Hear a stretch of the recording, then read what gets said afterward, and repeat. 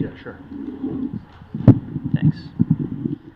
Call the meeting to order. Apologies for getting started a couple minutes late. First item on our agenda is, this is the April 23rd, 2019 meeting of the Town Plan and Zoning Commission for the Town of Fairfield. We have Commissioner Francis is absent, so Commissioner Gordon, you will be sitting in her place tonight. The first item on our agenda are the meeting minutes from April 9, 2019. Make a motion to approve. Motion to approve by Commissioner McAleese. Second. Second by Commissioner Corcoran. Any? I saw nothing. No problem. Okay. Anyone else have any questions? Okay. All those in favor say aye. Aye. Any opposed? Abstentions? Okay, the minutes are passed unanimously. I should actually say for the record, Commissioner Corcoran, you watched the tapes from last time, right? Yes. Okay, you're fully up to speed. So the next item on the agenda is old business, 1101 Harbor Road, coastal site plan application of 1100 Harbor Road LLC pertaining to waterfront improvements with proposed land donation to the town for enhanced public access in the R3 zone. Okay, this is on, right? So Jim had left some comments before he left for vacation, and so I'm just going to read what he had prepared. This application seeks the approval of a new coastal seawall landward of an existing stone revetment. The existing private property is adjacent to the town-owned Lower Wharf parcel. The northerly 8-foot wide strip of the private parcel is encumbered by a public access easement that allows the public to access along the strip to the area below mean high water, elevation 3.2. Given the existing natural grades and the existing stone revetment within the easement, the public tends to access the sandy beach through the existing private property rather than confining themselves to the boundary of the easement. To resolve this issue, the applicant is proposing the elimination of the 8-foot wide easement in place of donating the portion of his private property waterward of the proposed wall to mean high water to the town. The result of such a proposal would provide the access to the sandy beach the public currently enjoys without the encroachment onto private property. The Commission has two actions to take with respect to this proposal. The construction of the proposed seawall is the subject of the coastal site plan application. The Commission must also make a recommendation with respect to the proposed offer of land donation to the town in trade for the elimination of the existing easement. The ultimate decision as to the town's acceptance of the land donation rests with the Board of Selectmen and the RTM. The proposal includes the provision of a new stair to provide access from the Lower Wharf parcel to the proposed beach parcel. The Harbor Management Commission, in their letter of April 8, 2019, raises the concern that the proposed stair access creates potential handicap accessibility issues. Public comments during the hearing raised similar concerns, including the safety of the proposed stair access and concerns regarding its long-term maintenance. The issue of a structural interface between the Lower Wharf parcel and the adjacent beach can be avoided by revising the position of the proposed seawall. If the proposed wall were redesigned to tie into the Lower Wharf parcel at a point approximately 20 feet westerly toward Harbor Road, than presently proposed, the public could traverse to the beach from the Lower Wharf over the existing natural grade without the need for new stairs or a ramp. The resulting shape of a revised seawall would be more in keeping with the alignment of the existing revetment and would reduce the amount of proposed backfill landward of the wall. The resulting benefits of a reduction in the amount of proposed fill combined with the elimination of structured access between the parcels makes the proposal more consistent with coastal management concerns. So if you want to refer the staff recommendation that Jim is making, if you refer to the plans that you have, and I'll just hold up for you the small diagram that he modified. I think many of you had a question about the finger extension. And so what would happen is the seawall would essentially be squared, would be a straight line instead of having that jut that extends seaward. And it would be as simple as that. And that revision and where that seawall would then end the grades are much more consistent with one another, eliminating the need for steps. So the proposed seawall would basically be squared off at that? Correct. It would at be, that it would be a point? straight line. A straight line. And then, well, we can talk about this when we have a motion on the table, okay? So, are you finished? Yes, thank Okay. you. Thank you. So I think that we should take these up one at a time. The Coastal Area Management Plan, the CAM application first, and then our recommendation to the Board of Selectmen and RTM. If we deny the CAM application, then the recommendation to the Board of Selectmen and the RTM becomes moot, because we would have then denied the basis for the land swap, right? If we approve with the modifications that have been recommended by staff, then we could make a modified recommendation to the Board of Selectmen and the RTM based upon what the land would then look like, you know, once we discuss that.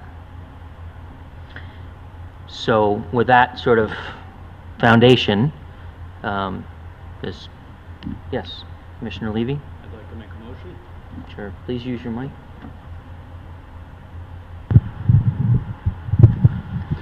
Yes, I'd like to make a motion to approve the coastal site plan application, subject to the condition or recommendation of staff that the proposed seawall be moved approximately 20 feet westerly towards Harbor Road, basically to square off the area that would be retained by the owner, and also eliminating the need for a stairway, as there would now be accessed based upon the existing natural grade. Right. Okay. Very good.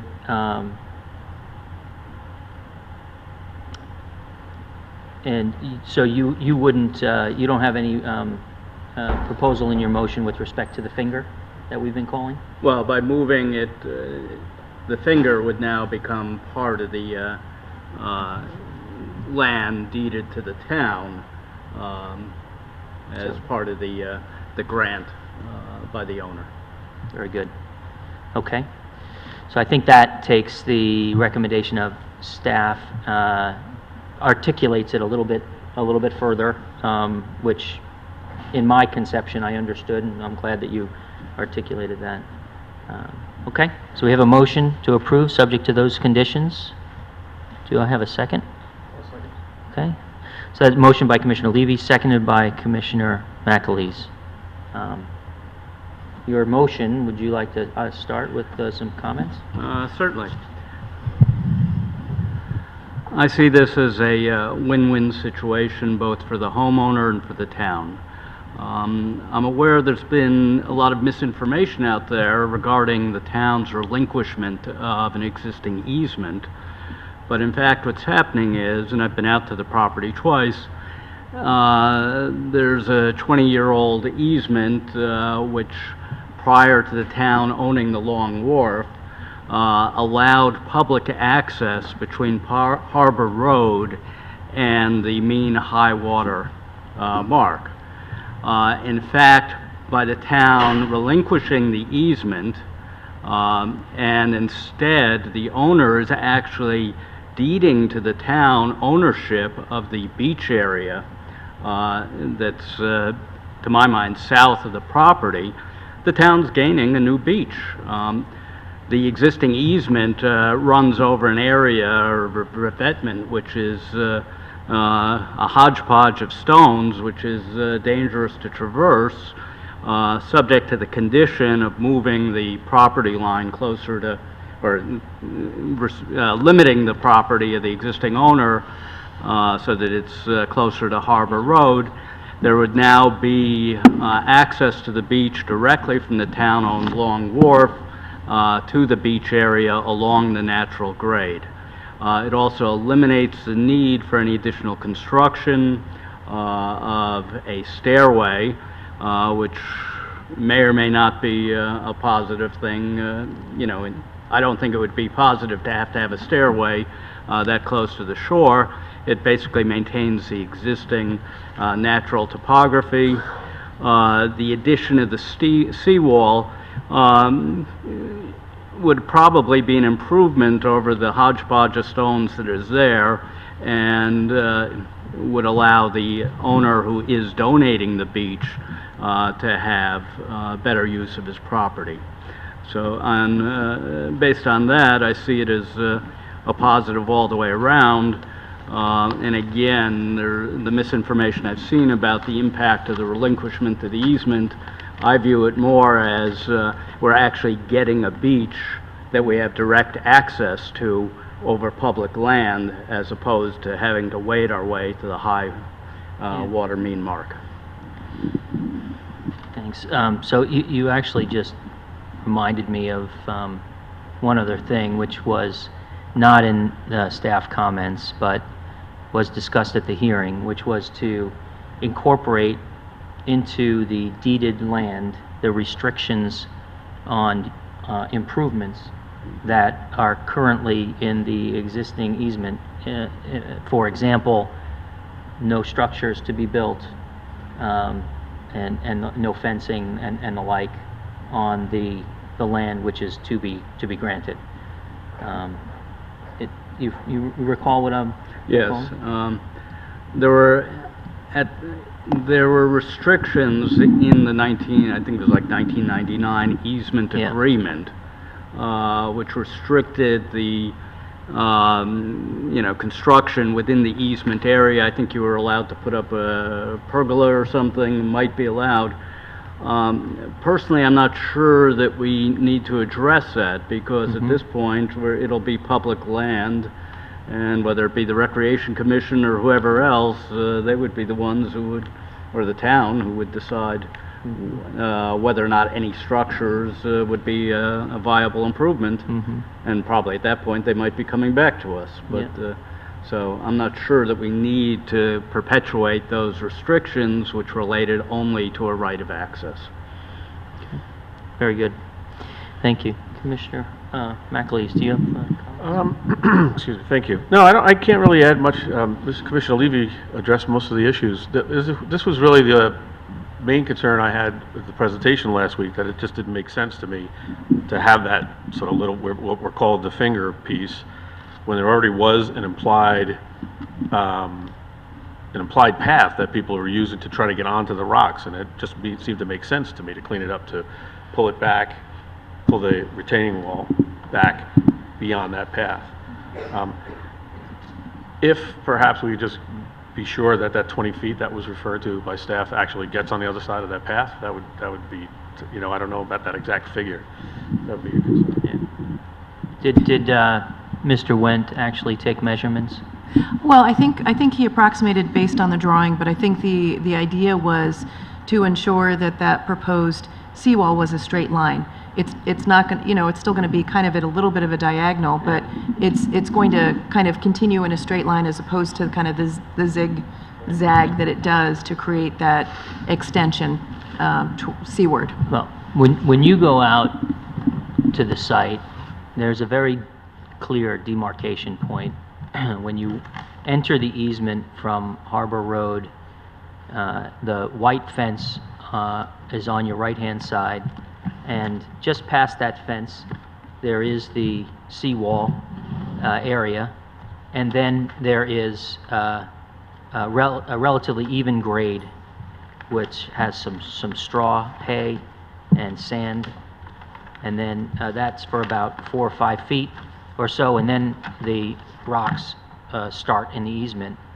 And so Commissioner Levy, maybe you could just confirm it's your intention that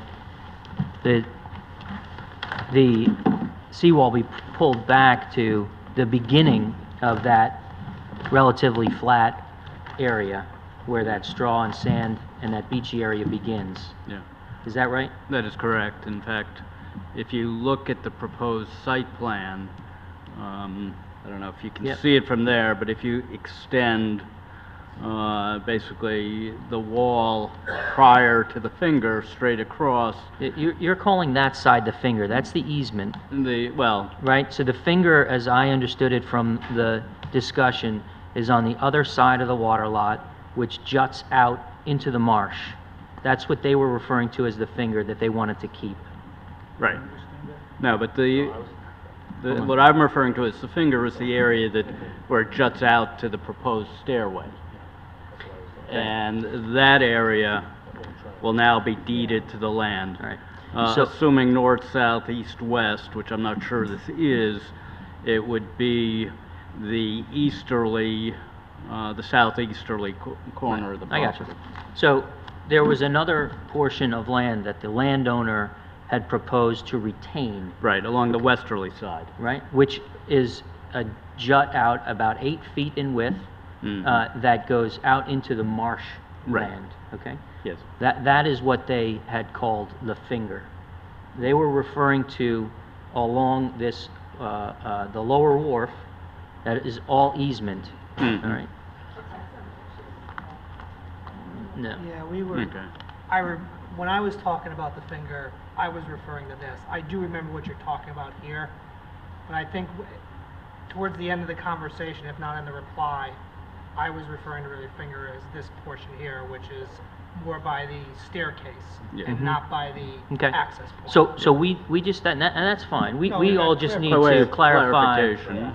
for the purposes of our discussion and the motion, which area Okay. that you're referring to, because when I asked you to clarify, to say, would there be any portion of land then, beyond the stone wall, right, that would be retained by the landowner,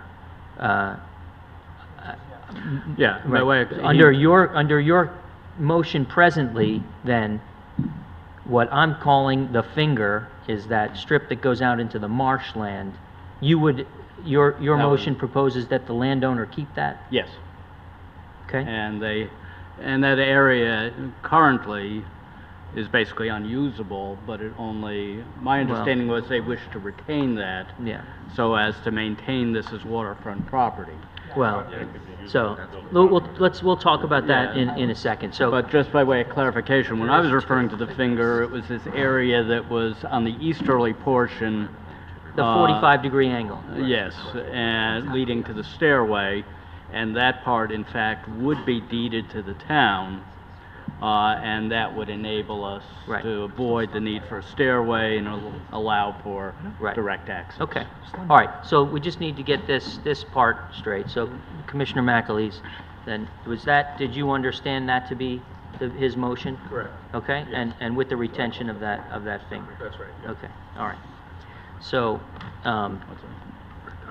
I would, Commissioner Levy, I would ask that you consider a friendly amendment to your motion, which would to also include in the deed to the town what I'm calling the finger, which is that 8-foot strip that juts out into the peat moss area, into the water. You've just said, that you understand it to be unusable. It's not buildable in the sense that you can't put a structure of some sort, but you likely could build a dock there, all right? And the whole basis for this application was for the landowner to avoid citizens going into what they're calling the water lot and using the beach area here. You mentioned there being a lot of misinformation out there about this, and I think this is one of a critical piece. There were some comments about how folks couldn't understand, what the benefit to the town would be, what's changed. We're just using our beach, and I don't think a lot of folks understand that when they cross that area of the straw and the beach area, and they walk to the right in front of the grass lawn that's owned by the applicant here, they're actually on private property, right? So that beach area is private property. The 8-foot easement that runs along the lower wharf is intended to provide access for the public to the area that's down by the dock, down by the public dock, right? Not the beach that's directly in front of the applicant's front lawn, all right? Right here, okay? So when folks go down there in the mornings with their dogs, and they throw the ball, and they let the dog run into the water right there, they're on private property. And that's what the applicant here is trying to fix. Without putting up a fence or making some sort of nuisance for everyone, ostensibly with good intentions, they've said, hey, look, we're going to try to rebuild this seawall. We're going to make it a little bit better for us, for the applicant, right? We'll take back part of the land of this easement, because we don't want an easement on our property, okay, fine. But in exchange, we're going to give you the water lot, this beach, so that you can use it. Great. It all makes sense to me, except for the fact that now they want to retain this finger, this 8-foot strip of land that juts out into the moss area, the whatever it's called, because people aren't going to respect that as private land, private property either. You know, you look at this, it's very intuitive. You run down with your dog and you walk out onto this beach area in the water lot, and this finger is right in front of you. I mean, it's not a large area. It is literally the first thing that you see when you walk out onto that area, and you get there and you throw your ball for your dog, or you let your kids walk out and play, and they're going to be on private property. So the only way that this really makes sense to me is if the whole area is deeded back to the town. So literally, we cut off that, as you've proposed, square off the land, provide for the public access over the straw and the sandy area, which is relatively level, into the water lot and all the way across, so that the landowner does not retain that 8-foot strip that juts out, does not retain the possibility of building a dock there. And that, to me, is a win-win for the town. It doesn't make sense to me for us to give up this land, this easement that we've had and that we understand at this point, only to get the beach here, and then a year or two or whenever down the line, the kids and dogs and everything are still trespassing on their private property, or the landowner builds a dock, and now there's a big dock in front of our public beach that cuts into our public beach. That doesn't make sense to me. So my perspective is, if we're going to clean it up and we're really going to change something that's now, we settled a lawsuit 20 years ago, and we're really going to go back and we'll revisit all of that, then let's do it once and for all. Square up the land, have a nice easy access off the lower wharf there over level ground, get rid of the finger, that gets deeded back to the town. We won't build anything on it, and town has a nice little public beach now they can use, and the landowner does not have an easement any longer on their property. So that's what the landowner gets, so The landowner gets to rebuild their stone wall, they get to square off their property, they get to remove the easement from their property, and to the extent that they want to put up a new fence, they go to the historic commission, they can do whatever they want on their on private property. Right now, they can't put anything in the easement. So when they mentioned the fence last time, where's the fence that they mentioned? So the fence that they mentioned would run all the way across the lower wharf, the edge of the lower wharf here, all the way over to the stairs. I see. Yeah, which to me is, frankly, is an eyesore. Or it could be. I mean, whatever. It needs to be passed by the historic commission and all that good stuff too. But I understand as part of your motion, you're not requiring any stairs or any fencing at all, right? Right. Well, Yeah. that's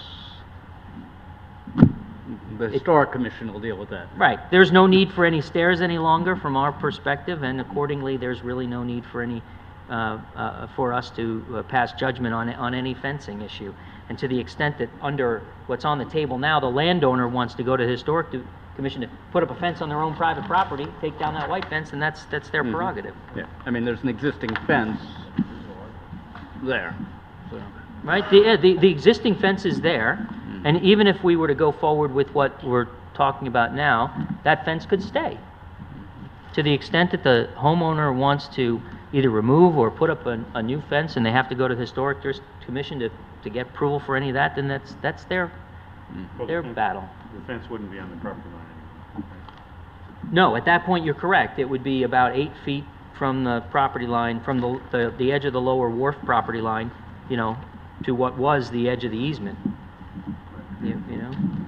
But I just find it counterintuitive that the whole basis for this application is to avoid further public trespass on the water lot, the beach area, and yet they would retain this finger of land that juts out right in front of your face, but without any signs or anything to say, hey, wait, this is private land, you can't be on here.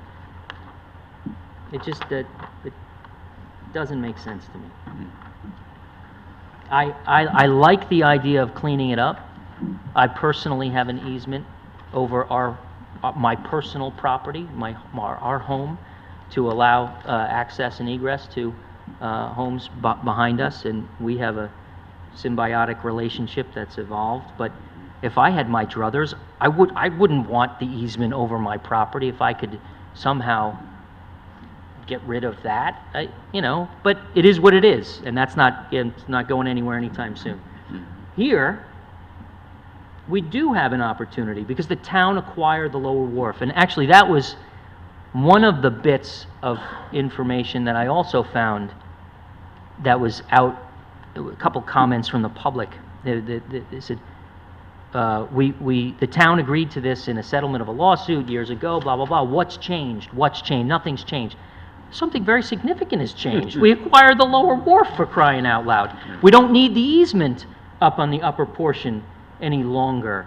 And so to the extent that this land, we can take the landowners, the applicants, intentions at face value, the bona fides of them wanting to, dedicate land, donate land to the town to make it better for the public to access a beach area so they're not trespassing, etc. If that's the case, then fine. You'll give it all up. We'll move it back. We'll square up the property, get rid of the easement on their land, and no need for stairs, no need for a fence, and everybody wins.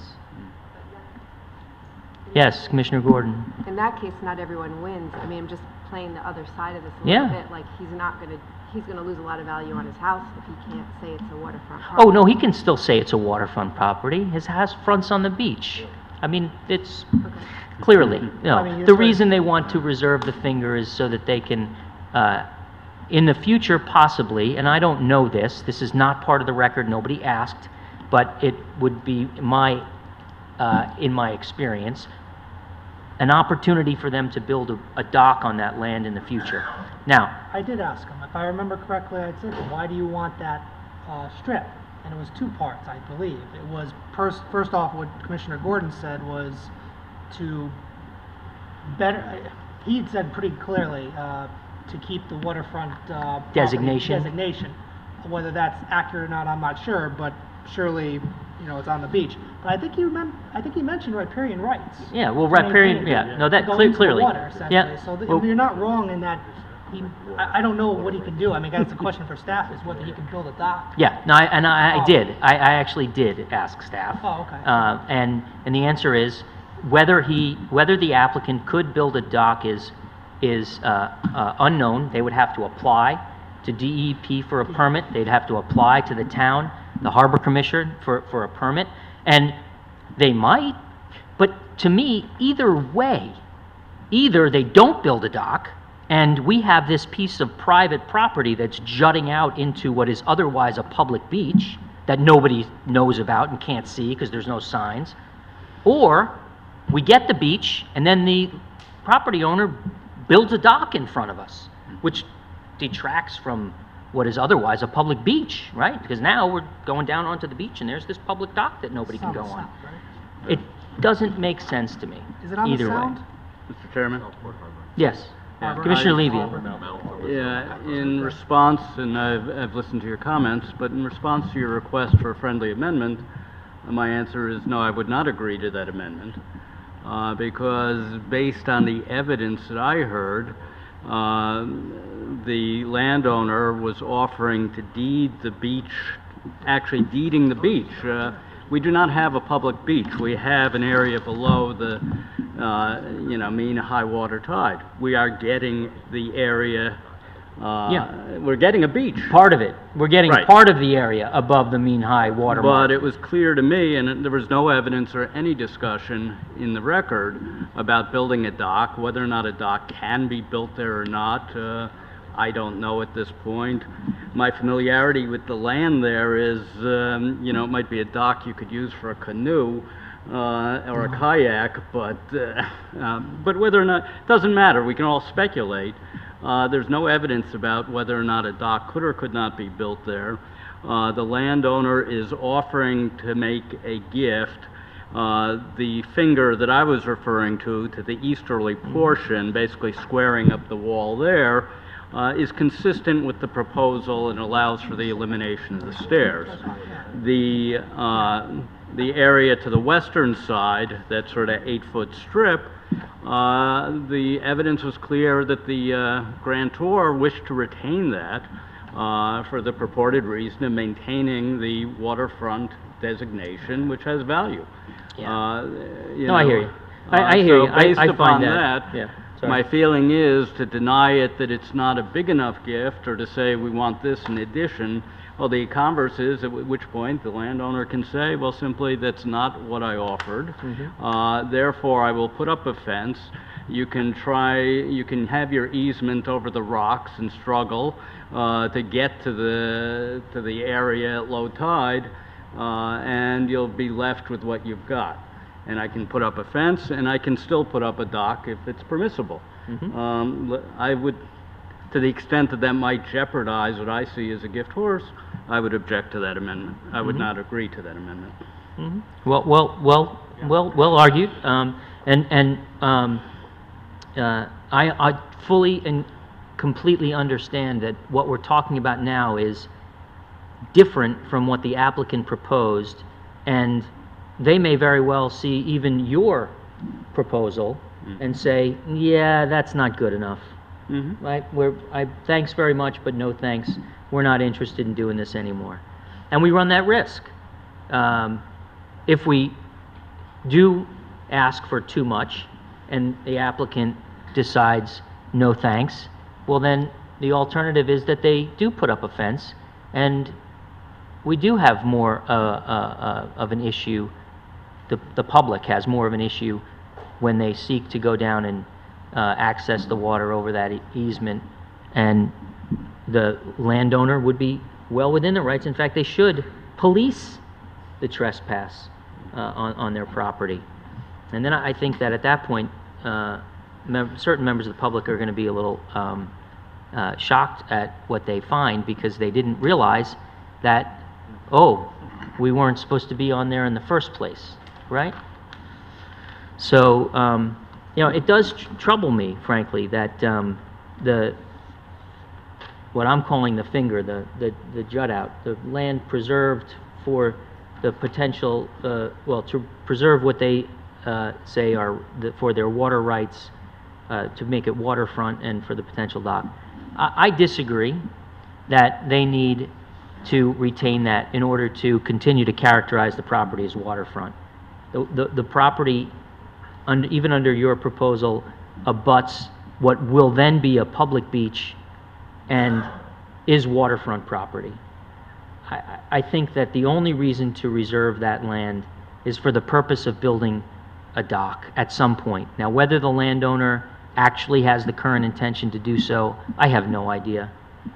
But I would just ask you all to think about the fact that if we were to agree to Commissioner Levy's motion, we would be getting public beach, which after you walked immediately onto it, you would be faced with a strip of land of private property and then the water. Property which you wouldn't be able legally to walk over. Property, It is vegetation, right? oh, it's more than I walked on it. Okay, you can walk on it. Oh, It's yeah. not as if it's like, because I unfortunately wasn't able to get down there. No, So you can walk oh on it. It's yeah. not like protected seagrass. No. It's not like seagrass and it's all wet and sloppy and everything. I literally walked on it. Okay. Now, at high tide, most of that, frankly, is underwater. But the way you build a dock is you put out some pylons and it floats up and floats down. Yeah. And to the extent that at low tide it's going to now sit on that area, so be it. I disagree that it's only going to be for canoe, all right? Because when you build a dock, you also dredge and you create room for a boat.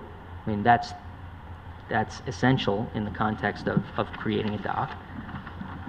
So we can do this, two ways. I mean, we can, yeah.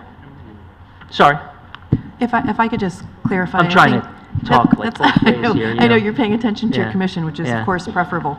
I just wanted to clarify that the attorney representing the applicant, my understanding was Mr. Wendt had had a conversation whether or not the applicant would be amenable to creating a straight line for the seawall. Yep. And Attorney Fallon did not, as requested, provide a deed because my understanding was they did not have one ready based on meets and bounds, based on their understanding that they would be amenable to straightening that line of the seawall. Straight across. So the elimination of the finger that I'm talking No, about? not, that's my No.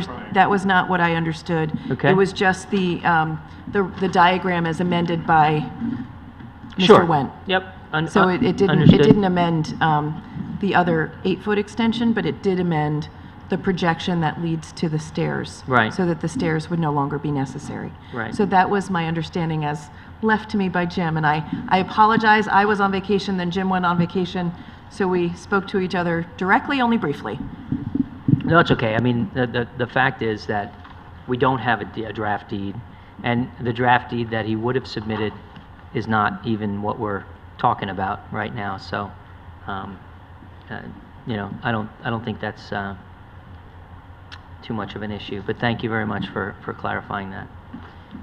So, in terms of the coastal site plan application, I don't know that this piece about the retention of the land is actually relevant, right? Because the coastal site plan application has to do with our assessment of whether the proposal impedes upon our management of coastal resources and whether it's consistent with the regulations and the seawall construction and the public's access to that land and so forth. You make a good point, Yeah. if I may comment. Sure, Commissioner Levy. Is that in terms of the coastal site plan, it's a question that wall will be built, whether it be along the easterly, by straightening out, the proposed seawall. It's going to be built there, and that's what we're looking at. So we're really dealing with the wall, whether we have what you call the finger, I call the 8-foot extension. Whether that's there or not, that doesn't impact the wall or the coastal site plan. That's right. It impacts our recommendation That would to be the no- Board of Selectmen and the RTM That's where it'll as to come in. whether to accept the offered assignment of the property. Right. Okay? So maybe we can, I think,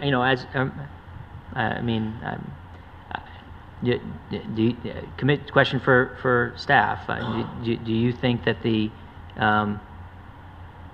whether or not the 8-foot extension, the finger as I've called it, on paper affects our consideration of the CAM application? I would say not, because the CAM application is directly related to improvements, Right? and alteration of the coastal environment and whether or not that's consistent. So, I mean, and you could get to the point where you guys make a recommendation and then the Board of Selectmen either makes requests a modification or the RTM requests a modification. So yours is not the final voice on the land transfer. No, that's right. So I think, thank you. So I think that's right. Our consideration of the CAM application is relevant to, relative to the, Where the wall. where the wall should be and the easement and the public access over that land. I mean, that's the reason that we're putting forth for our reconfiguration of the wall, as articulated by staff in their comments, right? And then we can take up the issue of the extension. finger extension in our next motion. Maybe if Alright. I can clarify It's fine. my motion then. Sure, if you'd like to I think it would restate it. be to approve the application with the condition that the seawall, basically looking from a westerly to easterly, be continued as a straight line, and eliminate the construction of the stairway. Okay? He's talking about this. Yep. Yeah. That, sorry, we can speak freely. So he's talking about this being the wall, eliminating that 45-degree angle. Oh, sorry. He's talking about this being It would, Commissioner Levy, goes right here. It would actually go like, Commissioner Levy, Yes. going that all the way. yes, Yeah. going from here If I may. straight across. Yes. so I asked you to clarify earlier whether it was, the wall would come right to the edge of where the stone stopped and the sandy hay area began? So it's, you want to draw it? I don't know the answer to that.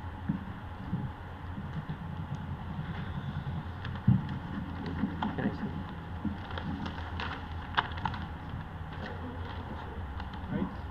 Yes, I agree. I would counsel it to be a little bit over there. Yeah.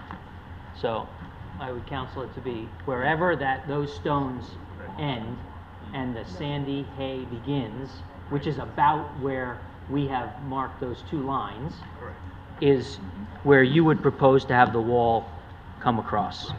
And we can give we can make this part of the record. So the wall would not be a straight line? No, it's not a straight line.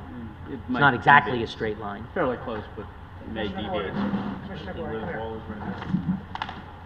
you're saying this line, now this heavier The line, is existing that, wall. They're just rebuilding the existing wall with a new wall. There is no wall.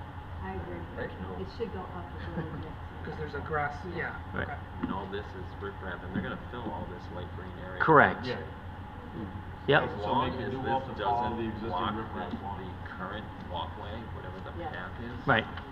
So wherever these stones on the easement end here and the sandy hay starts is where we're proposing that wall come across. All right? Let's hear that being articulated. You can make that an exhibit. Okay? Yeah, I think we do. Okay? All right, then in which case, you're moving to approve the application as amended. So Commissioner McAleese, that's your seconding that motion? Okay, seconded by Commissioner McAleese. All right? Which is really just a restatement of what the motion was on the table before.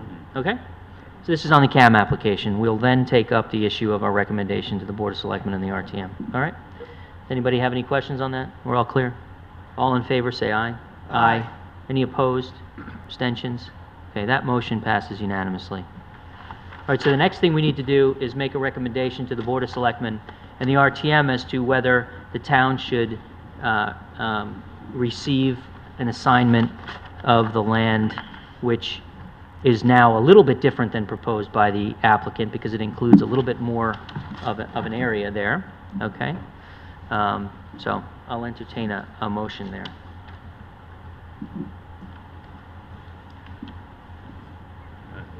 I would suggest we move to recommend to the Board of Selectmen and the RTM to accept an assignment of the land all the way, of all land waterward of what would now be the stone wall of the seawall, as proposed by, as we have proposed in the CAM application.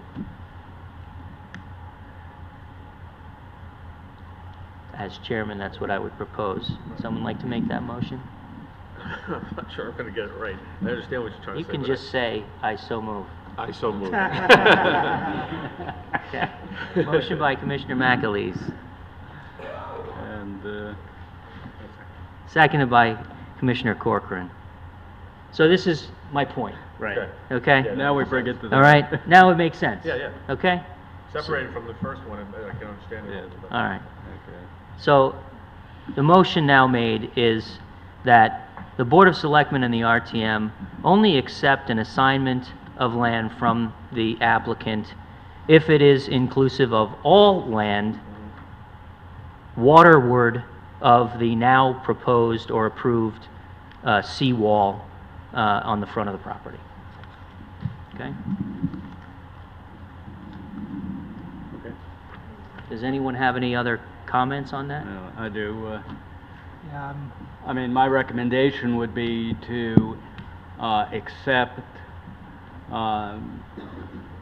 the property, subject to the wall being moved as a condition of the CAM application. But in terms of that 8-foot extension, that not be part of our recommendation. And that the town, through the Board of Selectmen and the RTM, could negotiate that with the owner as they see fit. I mean, I think our Is there- recommendation should be simply accept the gift and relinquish the easement. Understood. And in order to enable the Board of Selectmen and the RTM to negotiate anything, we need to make our recommendation of what we believe is in the best interest of the town very clear. And it is my strong opinion that our recommendation be that we receive all of the land seaward, waterward of the seawall. I have an idea. Because it is a recommendation. Right. I will say, when I walked in here, I was with Commissioner Levy. I thought the 8-foot extension didn't bother me as such, for a lot of the reasons that Commissioner Levy stated. How about this as an idea, though? The recommendation following Commissioner Levy that he keeps the 8-foot extension with easement rights to the town. How is that accomplishing, well, easement rights to the town and also subject to no improvements? Takes care of the trespass, keeps the ownership, and no structures in it extended from it. So, Still gets to claim water rights. He still gets to claim the ownership. that's That's a good idea. That's a good idea. 825. I mean, that's a so record it would for be a me. recommendation that we, How about we do it in the alternative? well, that we accept the gift as proposed with the, and subject to moving the wall per the CAM application. Well, now that's locked and That's loaded, right? locked in. That's done. Now we have to And that consider, with respect to the 8-foot extension, that the owner would grant a public use easement for people to traverse that property for recreational purposes. yeah. So how about we did that in the alternative, that we would recommend we either accept all of the land unencumbered, or to the extent that the Board of Selectmen, RTM, feel, as Commissioner Levy has articulated, that we receive the grant subject to an easement with full right to enjoyment of the public and no improvements on the land to accommodate their riparian rights. But we do it in the alternative, so that at least Or it could be an alternative to Commissioner Levy's proposal. Yeah, I'm saying, I'm making that as an alternative to what we're suggesting to amend the motion to be an easement. I propose that we recommend to the Board of Selectmen and the RTM that they either accept the assignment as a outright with non-encumbered, right, all of the land, or the 8-foot extension reserved by the landowner, subject to the easement that we're talking about, which provides the public full enjoyment of the land and with a restriction on any improvement by the landowner. Though the latter accomplishes exactly the same thing as a full relinquishment. Maybe. Let's leave it to the Board of Selectmen and the RTM to wrangle that out. And in terms of no improvement, I don't have any problem with that, but if there's an easement for use to traverse and so forth, I think that would preclude any construction It likely there would. anyway. It likely would, but let's let Do you wanna them nail sort it that all? out. Okay. Are there property taxes? I don't know. What was the question? Are there property taxes? I asked him. Oh, I'm sure, yeah. Yeah. So, I mean, to the extent that the, the landowner retains ownership, He's gonna pay tax on it. then they pay taxes on it, right, you know. The easement certainly affects the assessed value. You know, a land with an easement over it is less valuable than one which is unencumbered, so that, I'm sure, affects the So our easement amount will- of taxes. Our easement will reduce the taxes, but that's, Yeah, to some extent. Well, the landowner at this point, if they're given all this, everything we've talked about, may simply decide, you know what, I'm better off just donating the whole thing, or not. But at least at that point, there's something for discussion. Okay? So, you want to amend your motion, Commissioner McAleese? Yes. All right, so amended? And Commissioner Corcoran, you agree to that I amendment? agree with it. Okay. So the motion on the table now is to recommend to the Board of Selectmen and the RTM that they only accept an assignment of the land so long as it is all of the property waterward of the now proposed seawall, or if the landowner, if they would like to allow the landowner to keep the 8-foot extension, that be subject to an easement for full enjoyment of the public, and a restriction on any improvements on that land. Okay? just the use of improvements. I mean, there might be non-building type improvements or rampways or something that the public may want. We don't want any construction of buildings there. Right, by improvements, I mean physical improvements. Yeah, that's what You know, they mean, yeah. structures and the like. Structures, okay. Yeah. I mean, they're gonna have to maintain the land. Right. Which may be colloquially an improvement, but I'm using the term improvement as a matter of law, like as Very as a legal term of art, an improvement over the land. In a few years, that's gonna be totally otherwise. Okay? Okay. Any other comments? Any other discussion? All those in favor, say aye. Aye. Any opposed? Abstentions? Okay. Motion carries unanimously. Thank you.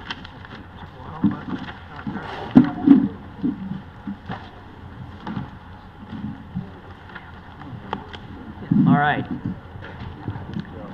Next item on our agenda is public hearing. No, I'm sorry, it is a compliance, coastal site plan application. We have one more before the public hearing, sorry. It's Post Road and Grasmere Avenue and Riverside Drive, the coastal site plan application of the town of Fairfield pertaining to a sewer line relocation project in the residential B and design commercial district. Mr. Chair, Joe Michelangelo, our Director of Public Works, is here to provide information on this application. Thank you. The project, the Water Pollution Control Authority approved the project, $2.5 million project with $750,000 coming from the state to relocate a section of our sewer interceptor as it leaves the Metro Center property. It runs literally along Ash Creek in the tidal area. The pipe varies from 30-inch diameter to 33-inch diameter. It was installed in 1950. It's one of the oldest parts of our system. What we'd like to do, I know it's difficult to see, but in that plan there, the green is the existing sewer, which basically runs along the river. The red is we want to relocate it to town roads to keep the pipe from getting saltwater infiltration. We're also going to upgrade it to a uniform 36-inch pipe along the section. It's approximately a half mile in length. The area that's subject to the CAM application is right on the property of 1 and 59 Post Road. At a corner there, there's a, and I could, so just to orientate ourselves, this is the current property, that's the current building there, which was known as a Jewish home property. I'm not sure if it's still in the same ownership. This is the 1 in 59 Post Road application. So the area that's subject to the regulations in question is there's an existing manhole at this location here.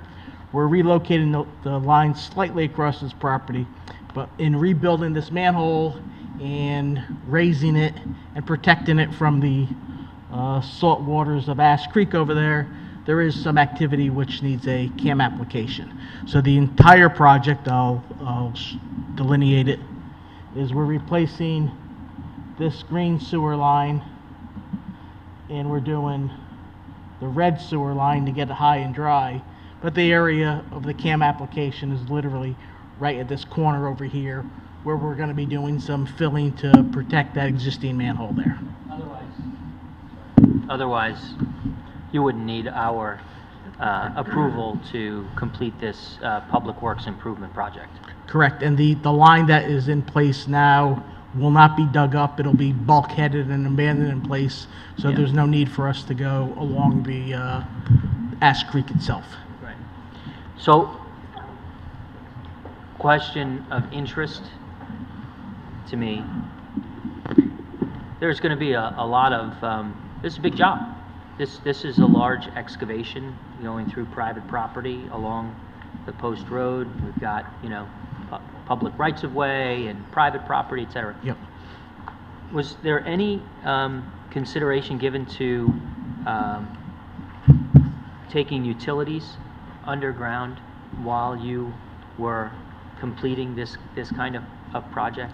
No, this has nothing to do with any of the overhead electrical or cable or anything like that. Yeah. It's simply a relocation of the sewer line, and one of the difficult spots is crossing Route 1 over there, Route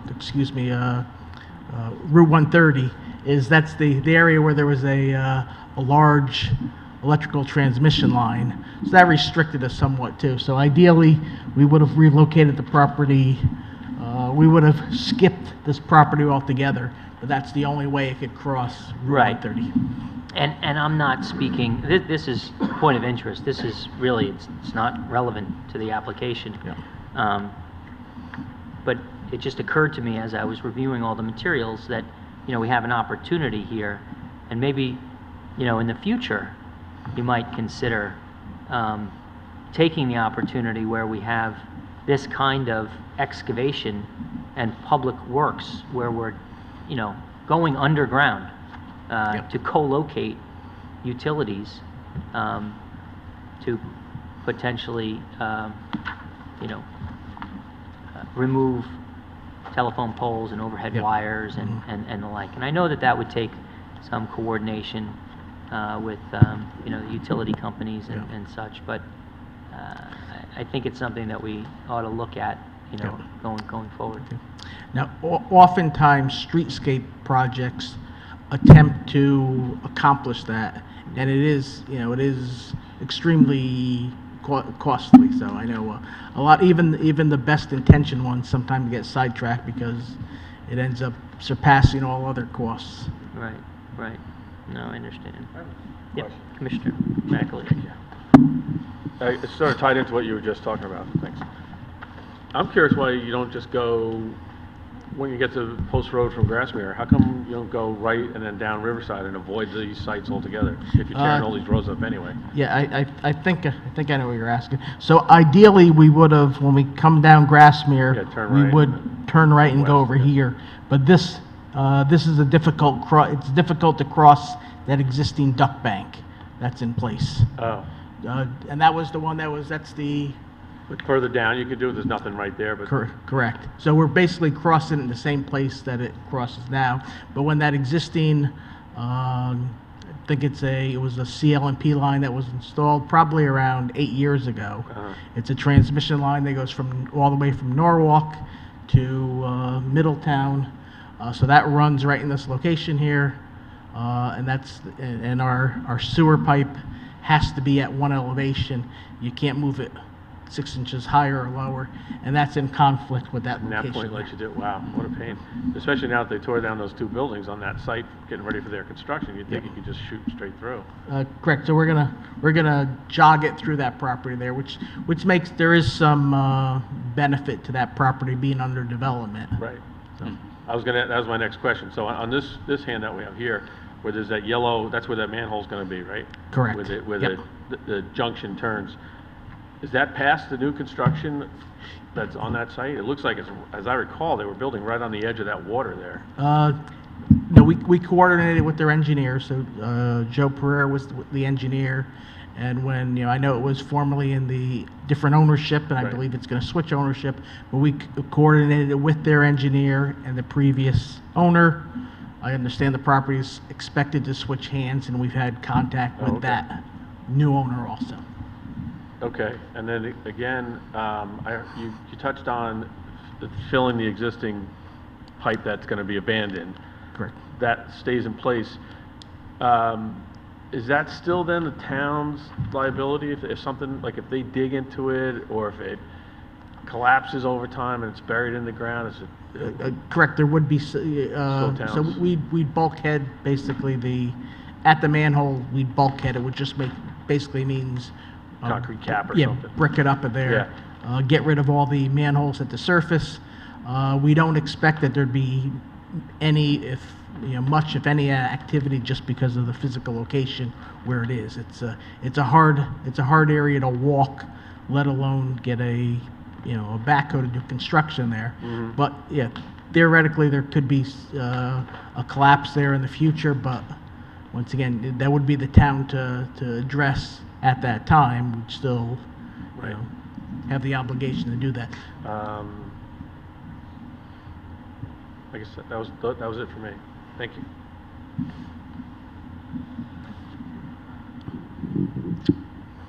Does anyone else have any questions? Thank you Thank for you. being here. This is on our compliance calendar, right? So we can take up a motion at this point.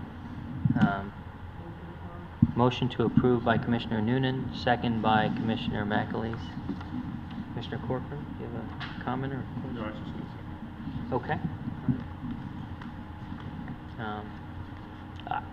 It complies with with all of the regulations in all other respects. I mean, so I see no reason why there should be any issue with this.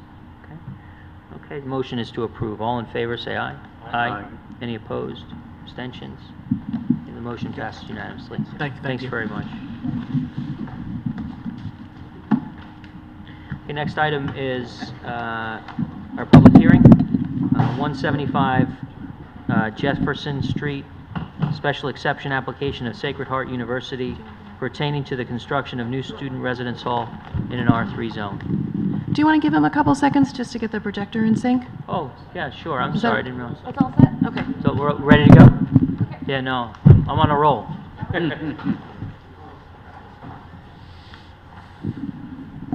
So I hear.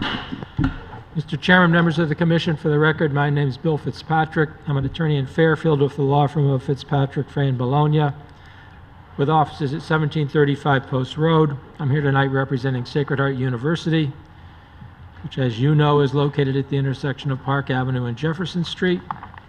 As you also know, Sacred Heart has purchased the property of the Jewish Home for the Elderly at 175 Jefferson Street. That property is 15.48 acres, located in the R3 zone. It abuts the existing Sacred Heart campus on the east, south, and west. A university use is a permitted use in the R3 zone via special exception approval. The university has completed, by virtue of a special exception approval from this commission, the renovation of the existing 5-story Bennett building, located in the southerly portion of the property, now known as Toussaint Hall, which is now utilized as student housing. Another architectural component of the redevelopment of the former Jewish Home property is the construction of 2 mirror residential halls to the west of the amphitheater steps. This serves as a connection, the steps serve as a connection from the existing Sacred Heart University quad on the east to the newly created quad on the new university upper campus on the west. Construction of the 2 mirror dorms is underway. The university is now proposing the construction of 2 additional residence halls on the new upper campus quad. They are labeled buildings A and B on the plan sets. It should be noted that Building C is not part of this special exception application. It's anticipated that Building C will be the subject of a future, soon, special exception application to the Commission. A variance application pertaining to the heights of Buildings A, B, and C was approved by the Zoning Board of Appeals on November 1, 2018. I'll be handing in a copy of those notices of filing soon. The proposed residence halls will contain 3 stories in conformance with the existing zoning regulations. This residence hall proposal is part of a continuing university effort to increase student residential housing on campus, thereby achieving the dual goal of increasing the number of students on an existing well-designed campus and taking students out of neighboring residential areas. The application presentation to the Commission tonight will include a presentation by Kevin Herrick of the SLAM Collaborative, as well as testimony from Mr. Rock Edmond of Malone and McBroom, and I will then close. At this point, Mr. Chairman, I'd like to introduce Mr. Kevin Herrick, an architect of the SLAM Collaborative from Glastonbury, Connecticut. Kevin.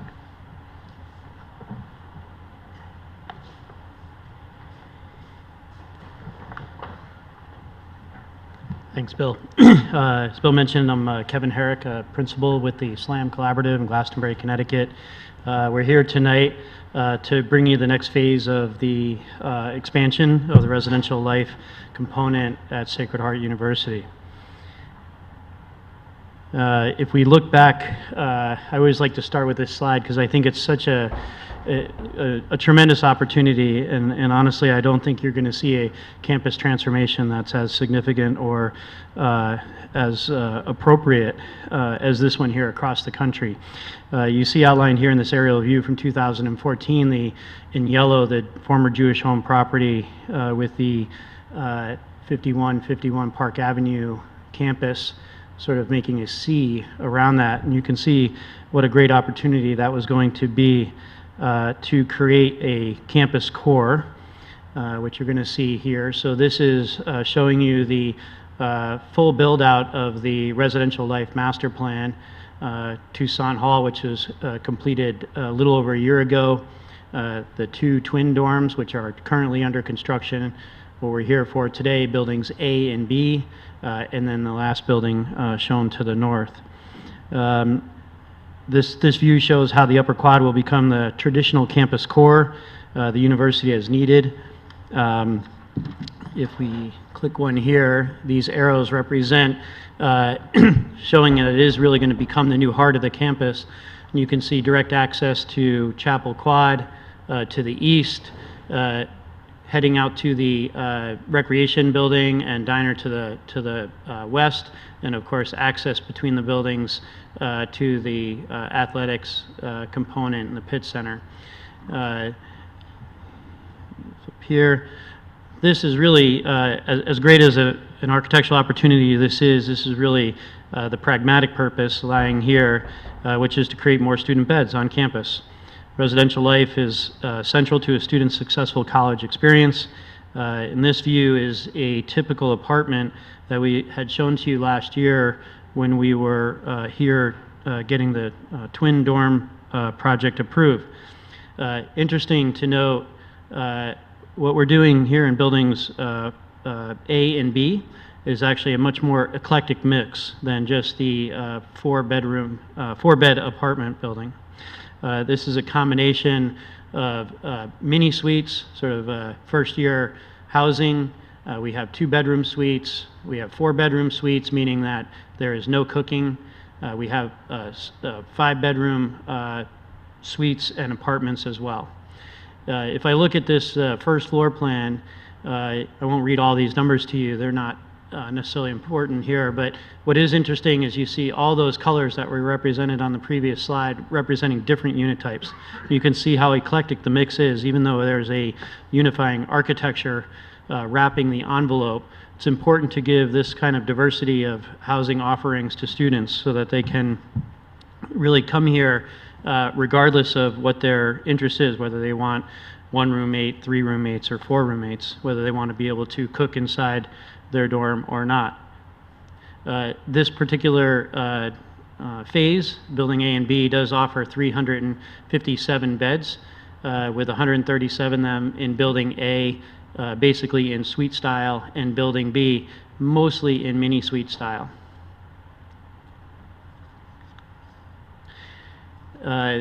This aerial view from the east, you had seen this is sort of an enlargement of the 2014 view when the university had acquired the Jewish home property. Essentially, this was a densely packed site. You see more roof than lawn, and you're going to see a significant transformation from almost this same view here. So you see the twin dorms, which are currently under construction, the amphitheater and Toussaint Hall, which were completed as part of Phase 1. You see buildings A and B, which will begin to close off a central quadrangle. And you can imagine what I think is really interesting about this particular view is just as diverse as the housing offerings are, there's just as much diversity in the outdoor spaces between the buildings. I bring this slide up to remind us of Toussaint Hall.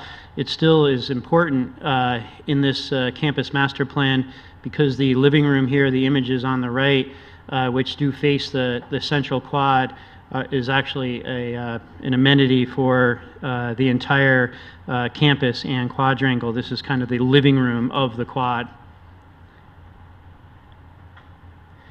We do have in front of you, this is actually a copy of one of the site plans that's in your handout. You can see the line that we're starting to show here marking the current submission of buildings A and building B, and then the future building C, which we envision to come soon.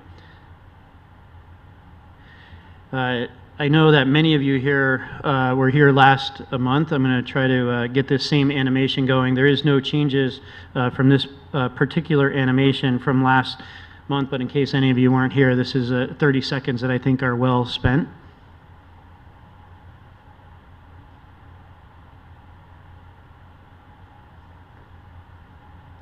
After this runs through, I'll hone in on a couple of still shots, but I think this quick sort of drone view of the rendering gives you a reasonable appreciation of the master plan.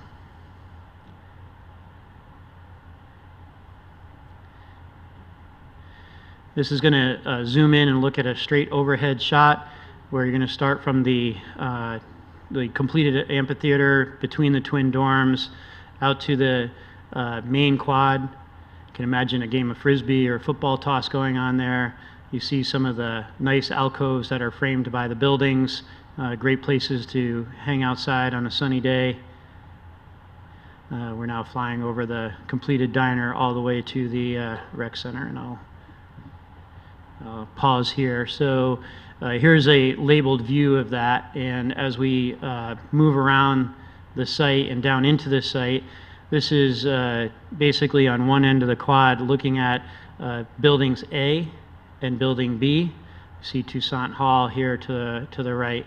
And again, you can see sort of the unifying element of the main quad, which is something the university hasn't really had the pleasure of until this project. As we look from the west, you can see Building A and Building B. I'm going to zoom down into here, sort of one of the main entrance into the quadrangle, so you can see this sort of indoor-outdoor space, which is a nice portal to the quadrangle.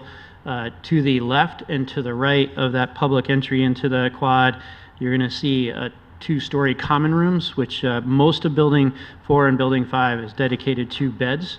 But it does have these two spaces here, which are mirror images of one another, flanking that entrance. And you can see this two-story lounge area for students to come down to the first and second floor to gather.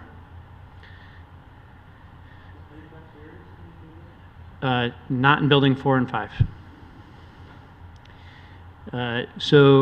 This view here, I think you can get a good sense of sort of the diversity of outdoor spaces framed by the building arms, the main quadrangle here, which I think you can really get a sense of the students would be wanting to not just hang out here or hang out inside their rooms, but come outside and hang out. We see this as a great amenity, not just for the what ultimately would become almost 900 residents, but the entire student enrollment. Just a couple more slides here, I think, giving you a sense of character when you're down on the ground plane. This particular view shows a gathering spot outside of the twin dorms, some sculptures that are going to be installed in the fall. You can see the living room, which faces the quad. Inside that covered portal that I had shown you, looking down to the bridge of the twins. Last but not least, we always like to mention that our campus lighting standards are following the campus standard here. This is a Louis Polson fixture, 16 feet high, really follows the standard that has been set by many projects before this one. I think this concludes our sort of tour of not just buildings 4 and 5, but giving you a sense as to what the entire master plan has shown. As I mentioned, the twins are currently under construction, planning to be open or turned over to the university around Thanksgiving and open for the second semester of next year. With that, I think I'll turn it back to Attorney Fitzpatrick. Thank you, Kevin. At this point, Mr. Chairman, I'd like to introduce Mr. Rock Edmond, a professional engineer with Malone and McBroom of Cheshire, to discuss site drainage and stormwater detention. Rock. Thanks, Bill. Rock Edmond, Malone McBroom, civil engineer. As part of the twin dorms and master plan approvals, we actually did a full-scale analysis to determine the size of the two detention basins on the north side of the property. These detention basins accommodate the 2 through the 100-year storm, as well as the second detention basin meets the wetland requirement of meeting the 2-year pre-development the 10-year post-development to meet or reduce to the 2-year pre-development flow rates. As part of this application, these two buildings are accompanied in that original analysis. That analysis has been reviewed by town staff as well as being reviewed for conservation and has been approved. I am available to answer any other questions regarding storm drainage if required. Right. And that's Thanks. about it. So, I appreciate that, we've seen many of these renderings and things before, and the plans. Engineering, Ms. Pooley comments, well, you just mentioned that the drainage plans were submitted, prepared before and submitted. Yep. But she says the on-site drainage system has been increased in size to accommodate the site containing 3 new dormitories. Has the drainage system been changed from what we saw previously? Prior to this formal application, there was a site alternate that incorporated the redevelopment of the parking that had basically increased the amount of impervious. Removing that from the application and playing with the numbers, we are now within the thresholds of the current infrastructure that is currently built. So the plan changed from her review from January 29, 2019? That's correct. And we have submitted comments or responses to her comments, Okay. basically stating as such. I see. If I could just clarify one thing. Sure. Emmeline Harrigan for staff. I spoke to Ms. Pulley today, just to clarify as well, and what she said is because the project has been split and the concerns were related to improvements to the parking area, which is closer to the Building C, which includes the dining hall, that when they submit that fully revised plan, she'll be able to comment on the drainage concerns that she previously had based on the parking lot reconfigurations. I see. So the system as it was previously designed is capable of accommodating buildings A and B. Correct. We're not so sure anymore about also building C. We're probably going to have to revise that a little bit, or, you know, however that's going to be presented to her. I would say the building C would be accommodated, and there would be some reasonable analysis with the additional parking. Okay, well, we'll get there when we need to, I guess.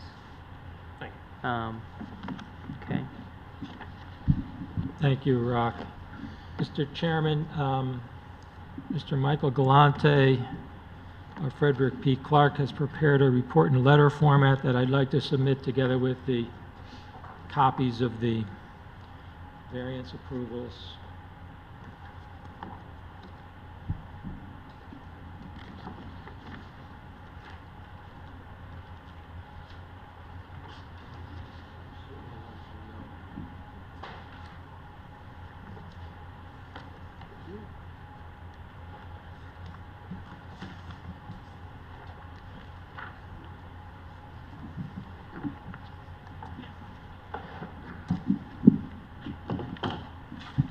Mr. Galante's work is rather straightforward, confirming that from the university perspective, there will be a reduction in daily commuter traffic and that students presently living off campus or who would live off campus will now be able to be relocated and live on campus, thereby reducing daily and peak hour traffic to and from the campus.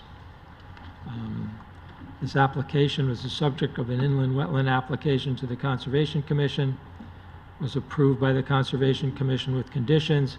Actually, I think it was a CWC, not a full application. A copy of that approval was submitted as part of this application. Proposal was reviewed at code. Relevant suggestions were incorporated. To the best of our knowledge, proposed residence halls A and B fully satisfy the relevant zoning criteria, including coverage and floor area. As I noted earlier, and as you have now in your hands, height variances for the three buildings, in this case just two of the three, A and B, was obtained from the Zoning Board of Appeals. At this point, I'd like to sum up and conclude the presentation, making specific reference to Section 27 of the zoning regulations. The relevant factors for consideration by the Commission in reviewing a special exception application are outlined in Section 27.4 of the zoning regulations. The first, Section 27.4.1, states that the proposal shall be in harmony with the appropriate and orderly development of the town and neighborhood and not discourage the appropriate development and use of adjacent property. Primary factors to be noted in this case are twofold. First, Sacred Heart University use of this property exists. It certainly has not discouraged appropriate and orderly development of the town and the neighborhood today. Secondly, the proposed use, a university use, is fully compliant with the use that exists on three sides of the property today. It'd be very difficult to argue that the use is not in harmony with the neighborhood or to argue that it would discourage appropriate development. To expand on this point, I'd just like to reemphasize that Sacred Heart has existed on this property for many decades, has been recognized by this commission and the Town Plan of Conservation and Development. The Town Plan of Conservation and Development, adopted by your commission in the year 2000, states that this area includes institutional uses and cites the convalescent facilities, the high school, and the university among the institutional uses in this area. Construction of university dormitories is certainly in harmony with both the existing university use and the surrounding neighborhood. Section 27.4.2 is satisfied here since it has been established that there's adequate access for fire protection. The provisions of Section 27.4.3 relate to traffic. As I outlined earlier, the proposed dormitories will actually reduce peak hour traffic by virtue of moving students from off-campus to the campus itself. Section 27.4.4 is satisfied in that landscaping is provided in the plans. Section 27.4.5 is satisfied, as I mentioned earlier, by the fact that the presence of the university is acknowledged in the Town Plan of Conservation and Development adopted by this commission. Mr. Chairman, members of the commission, I believe the record before the commission confirms that all relevant criteria are satisfied. For the reasons outlined, I'd request that this application be approved. I think that the acquisition of this property by the university has provided a multitude of opportunities for the university to improve the university, and I think that the proposed residence halls are a prime example of the creativity that the university and its architects have provided. The experts, as well as Mr. Rizzo from the university, and I will be pleased to answer any questions the commission may have. Thank you for your time and attention. Thanks. So I do have a couple questions. So one of the staff notes regarded parking and the number of beds. I understand that the plans changed from the time you had the code review to the submission, and that we're only talking about buildings A and B, but nonetheless, staff asked for an explanation of the parking requirements in the narrative, including which grade level students will occupy in the dorms and whether they're allowed cars on the campus, any employees that might be using the lot, etc. I didn't see, I might have missed, but I did not see any explanation in that regard. The explanation would be as follows. 19% of the students to occupy A and B, the whole upper quad for that matter, will be freshmen. Freshmen are not permitted to have cars. Of the 81% remaining, they'll be sophomores and juniors. As per my discussion with Mr. Rizzo, sophomores may or may not have cars. They have a lottery based on the building. Quite frankly, they use this to control the parking and make sure that the spaces work. Lastly, you'll recall that your commission approved a parking structure with 441 additional spaces. So it's the university's position that the additional 441 spaces, together with what exists on campus, together with their ability to control cars, particularly for sophomores, will certainly accommodate the parking needs to be generated by these two dorms. Okay. And there was another request that the fire plan and provisions be reviewed by a third party? Yeah, that's really building plans, not what you see. Okay. And the university has I'm on the fire commission, so I have some experience with this. The complicated plans, buildings like this, Fairfield U, require significant attention in the fire marshal's office. Bill Kessler from our fire marshal for decades, retired. It's a difficult seat to fill, although they're doing a great job. But as a result, they have requested that big jobs be subbed out to third-party review, that they then overview at the fire marshal, but they have the ability to have somebody who's a code expert review the plans on their own at the university's dollar, which then saves them a great deal of work and time. It's proved to be very successful, and the university will continue to cooperate with that plan as they have in the past. Sure. Again, building plans, not site plans or engineer or drainage. Right. Who chooses that third party? Town, the fire department. Fire department does, and the applicant pays the cost of that review? Yes. Interesting. I was not aware of that. How long has that been happening? Well, it's become more intensified since Bill Kessler retired and since these sizable plans keep coming in. Yeah. Fairfield U and the university have a good number of big buildings, and they take a lot of time, manpower to review from a fire code perspective. And they changed the fire code, and they changed the building code. Just makes it pretty complicated piece of work. Okay. Then my only other area was regarding the sidewalks. So the fire review, you've received a confirmation on that, our fire department has signed off on the fire? They saw this at code. They routinely are concerned with access. They're okay with the access here. They want to have the plans reviewed by a third party. We're 100% on board with that All right, when we get to that point. So, okay, so then, if we can just put in a condition of approval that it be reviewed and approved by the third party and the fire marshal. As long as it's clear, Mr. Chairman, it's not your work or Nope. the application you see, but the building plans, absolutely. Yeah, okay. Sidewalks, police as well as our staff, I think, noted a request for sidewalks.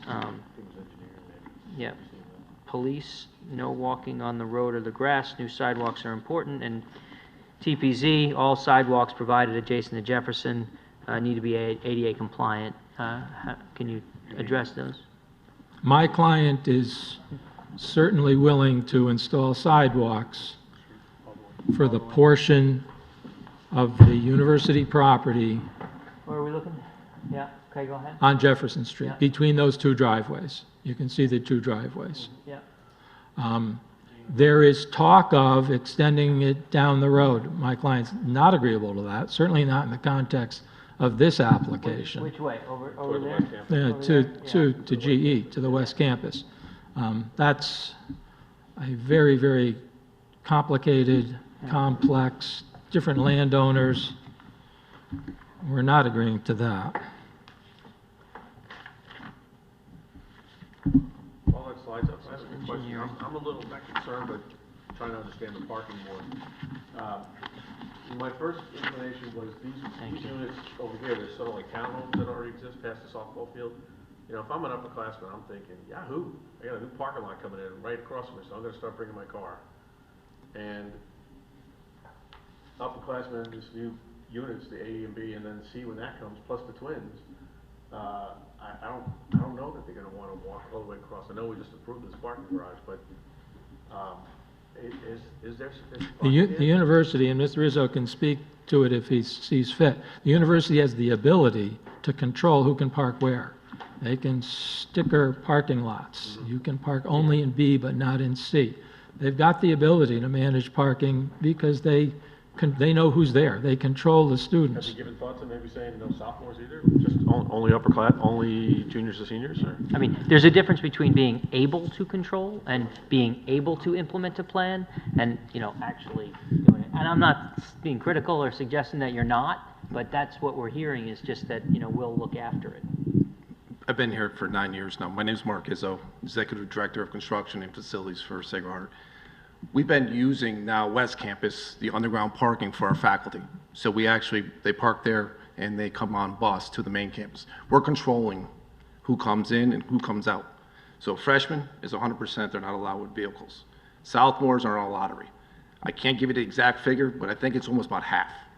So we're getting to the point, if we ever got any bigger, which we already came to the commission and said we weren't, to a certain number, I think it was 52 or 55, I don't recollect. 52 or 5,500. 100.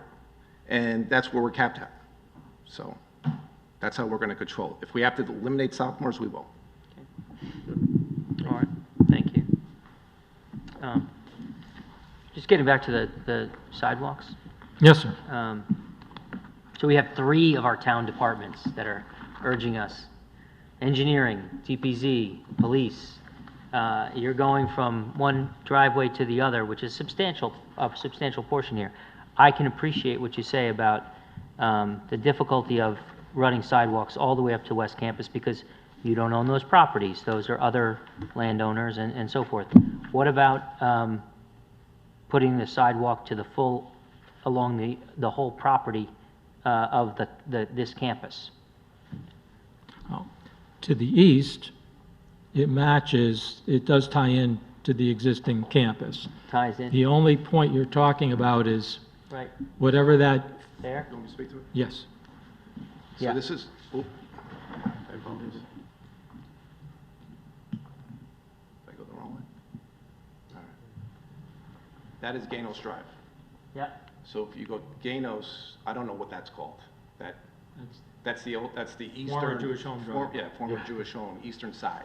So we are gonna propose from Ganos Drive to our exit only, provide a sidewalk.